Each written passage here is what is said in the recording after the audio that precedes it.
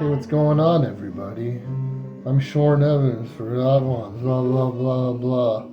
Now it's time for another Silly Songs with Brager, the part of the show where Brager comes out and sings a silly song.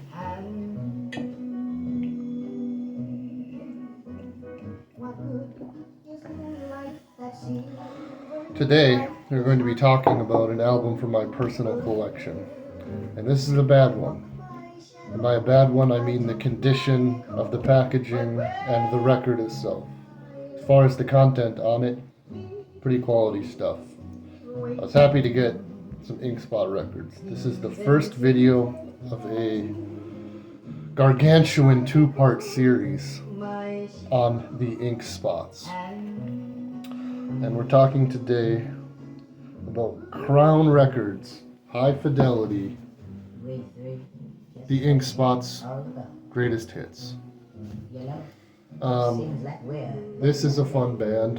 A lot of youngish people came to know this band because of the Fallout series, maybe Fallout 3.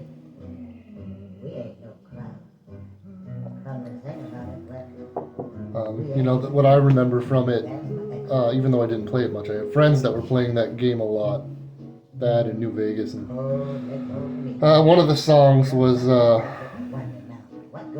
Don't Want to Set the World on Fire. And that was catchy. I liked it a bunch. And I'm trying to remember where I even found this. I actually don't remember. You know what? I believe this is the one that Jared from Nectarmancer gave me. He gave me a few records that they couldn't sell at the guitar shop where he was working. And this is in awful condition. I mean, it's barely held together. I don't even have a sleeve for it. I mean, that's on me, I could, but I don't know. The record itself is playable. I think this is from like the 60s or something. It looks very old. And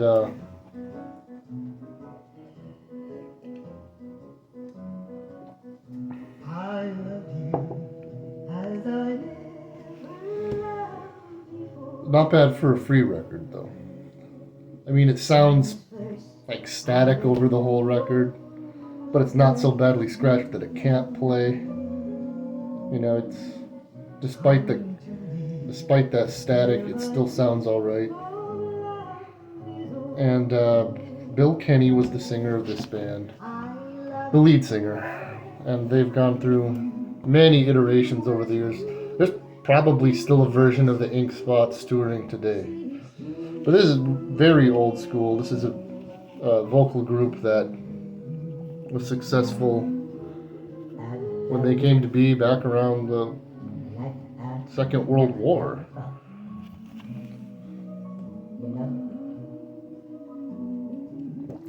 It's sort of jazz. Is that what you'd call it? Sort of an R&B type of thing. Yeah, this just has their greatest hits. Sadly, this one didn't have, it did not have I Don't Want to Set the World on Fire. But it had some other like memorable songs. If I Didn't Care, maybe. It's a Sin to Tell a Lie. We Three. I heard We Three. Maybe you did too. On Better Call Saul. There's a opening segment where that song plays. And there's no dialogue in this whole opening segment where Jimmy is preparing to open a Cinnabon, I think. And yeah, good show. And that song, I was like, oh, I don't recognize this, even though I probably had heard it a couple times. I have to confess, I've probably listened to this, a couple of times. But I got my money's worth because it was free. Let's listen to another one of their songs. I am capable of reading. The Ink Spots have held a very warm spot in the hearts of music fans for over 2 decades. Some people swoon for the latest Teenage Idol, others froth with frenzy over the latest rock and roll performances, but almost everybody relaxes, breathes a mellow sigh, and leans back in comfort to fully enjoy himself when the Ink Spots come on to sing. Their soft ballads, accompanied by excellent rhythm and flashes of wry humor, are in a class all alone. And while many singers copy the style of other singers, no group has ever successfully captured the unique qualities of the Ink Spots. This Ink Spot style evolved through pain and failure. For 5 years, the group tried hot jive and ended up in the Paramount Theater in New York as Porters. Then they changed their style to the mellow and almost overnight became a national sensation. One member who made a tremendous contribution to the Ink Spots died in November 1944. He was cellist Orville "Hoppy" Jones, the rich, deep bass who originated their famous talking choruses.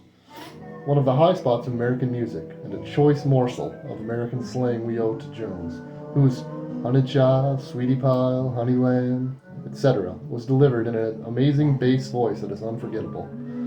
That's true.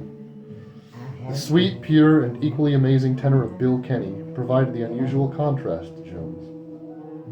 Whether you're an old-time fan or a young one, this album will give you the Ink Spots at their very best, singing many of their own greatest hits and adding their wonderful touch to all-time traditional favorites. The Ink Spots will bring some priceless music and nostalgia into your living room. The music is timeless, and so are the Ink Spots. Bill Parker, where credit is due.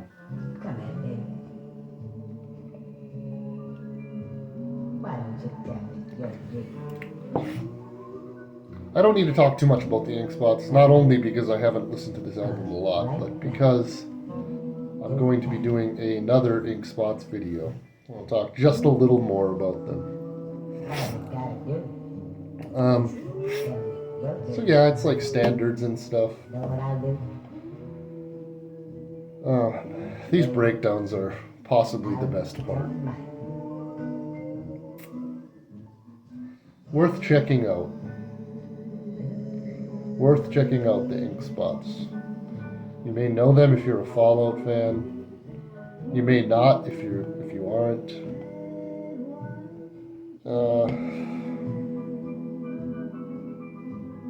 I'm sure the original members all died a long time ago, because that's how old the Ink Spots are as a group.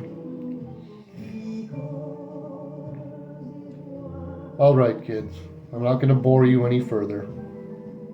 Thank you for all 5 of you for clicking on it, watching 5 to 10 seconds, and then closing it. I appreciate it. So, go with Christ, bro.